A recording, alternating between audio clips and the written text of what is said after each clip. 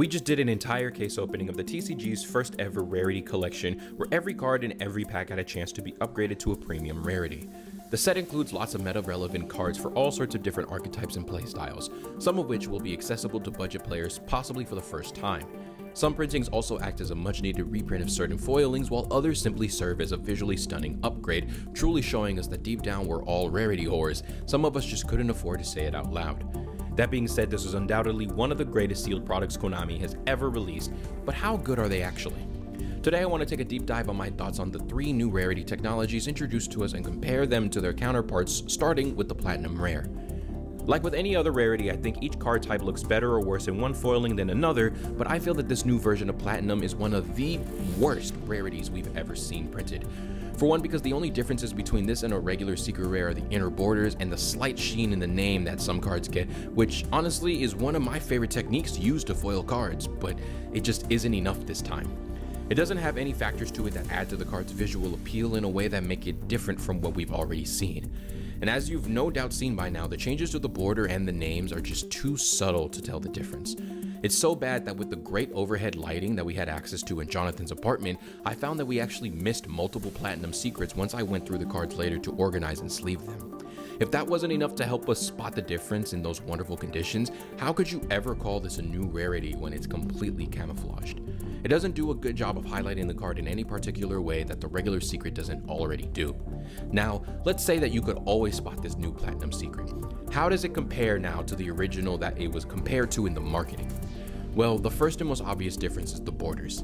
This is one of the only 11 rarities across all the versions of the game that change the color of the borders. It has the diagonal lines of the secret rare striking through the bright platinum color all the borders have been colored with, accompanied by a smooth, even glittering and some dark patches so that the contrast can help further accentuate this effect. The dark parts also mimic the actual platinum ore, which when raw naturally contains darker spots on it, and in a process form has low brightness faces depending on where you stand because of how light is reflecting off of its surfaces. In addition to all of this, the shine of the platinum border brings your eyes up towards the name to help you see the naming effect I mentioned previously that I'm fond of, which is a guidance of the line of sight that isn't even attempted on the premium rare. While it was received horribly by the public, especially alongside the release of the Noble Knights Platinum product, I have always loved the design and thought that it was executed masterfully. Not only was it a drastic improvement on the Platinum Rare, but its foiling became the basis of some of the most valuable cards out there. So standing side by side, you can see how this new Platinum Rare is a shameful display of false advertising. Moving on to the Collector's Rare, I think that this was a fabulous design. I've only owned one Collector Rare prior to this, but when I pulled that card I had almost confused it for something else, so adding the very gentle rainbow sheen that glosses over the entirety of the card and the speckles sprinkled across it are a fantastic upgrade to what was already a solid design. As I mentioned in the pack opening, my favorite and the most notable feature of this rarity is the fingerprint-esque textures on the outer border that to me are symbolic of all the hands that wish they could have held the card that instead fell into your possession. It's an unexpected but welcome use of environmental storytelling. The new sparkles only add to this, as I can't help but think back to cards in the anime that were glowing blank pieces of paper that exploded to reveal the card's true potential. The sparkles are like the leftover debris from that eruption, as if you were there to unlock its power for yourself. The textured patterns on the artwork are also gorgeous and reminiscent of the famous Ultimate Rare that many of us from several generations had come to love. Comparing to the original Collector Rare that I had pulled, I wasn't sure what I was holding immediately as the border wasn't super obvious to me. It could have just been how it looks on this card specifically, but the art shines no differently from a super or ultra rare, so it wasn't until I realized that the letters were silver that I understood what I had acquired. That's not to knock it though, as that could have easily been the lighting of the shop that I was in, and this is still a beautiful way to decorate a card and to make an already valuable card even more bragworthy. But I must say that the rainbow sheen isn't as stunning being trapped in the artwork, making you feel like it's some characteristic of the monster inside and not a result of the rarity itself. A side-by-side comparison allows me to appreciate how the new rainbow coloring isn't actually on the card frame like it appears to be at first glance, but instead is being reflected by the dots sprinkled everywhere, as well as the art frame and the effect box, giving the optical illusion that the frame itself was rainbow too.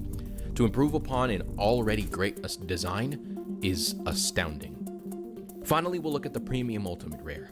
I've been showing you the type of monster and specific example I feel looks best in each rarity, and that idea stemmed from how perfectly I felt that this looked on Predaplant Dragostopelia and its fellow fusion monsters.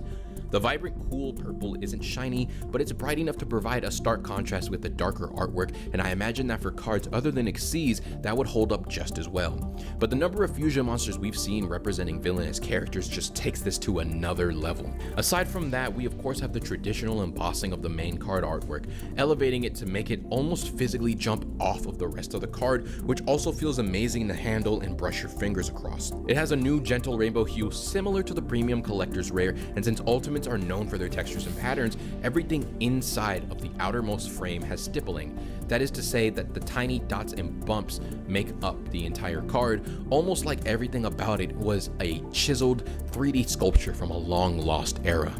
However, like I mentioned in the beginning, not all cards look equal in each rarity, as we see with this alternate art Nightmare Unicorn. While the stippling is even more noticeable, its strong colors change the way that it reflects light, making it look not nearly as elevated. It's perhaps for this same reason that it can be much more difficult to notice the background textures of the artwork and appreciate them, which makes it a less shiny version of a standard ultra rare.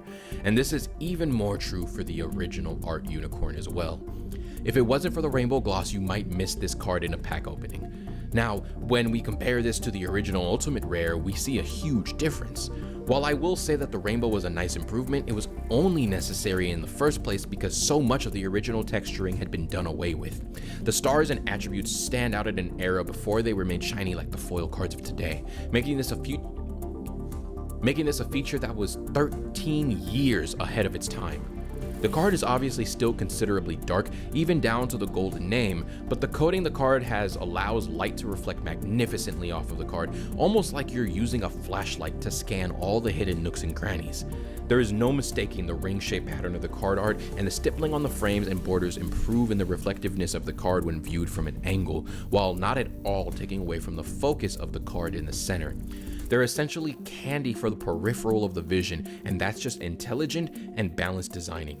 Some Ultimate Rares started to have brighter borders, variants in the ring patterns, and would even have it angled to represent hand-carved artistry on the actual subject of the art, like it was meant to be built this way all along, improving on the depth of its three-dimensional impression. As nice as it is, could the new technology ever compare to that? I didn't think so. That was my thoughts and feelings on these 3 premium rarities. I skipped over the quarter century rarity since I don't own any Starlights, but personally I love it despite some of the objection online. Feel free to let me know what you think though, and I'll see you next time.